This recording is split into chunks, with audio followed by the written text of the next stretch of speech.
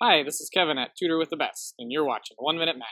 Determining continuity at a point requires 3 steps. First, let's start with a function that is most obviously not continuous at a, something with a giant gap in it. Why is this not continuous? Well, it's not continuous because the limit from the left side of a of f of x does not equal the limit from the right side of a of f of x. Well, let's fix that.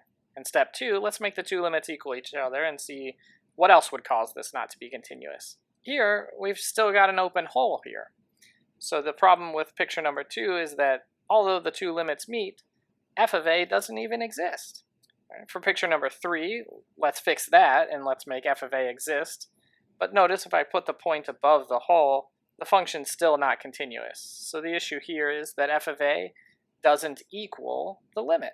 So for a function to be continuous, it's really a threefold path. We need first the limit as x approaches a of f of x from the left to equal the limit as x approaches a of f of x from the right. We need f of a to exist. We certainly need a point to be there.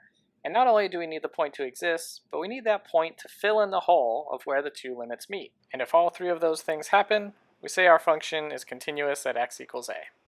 If you'd like to see more videos like this, click subscribe, or check out the next video in the series by clicking below.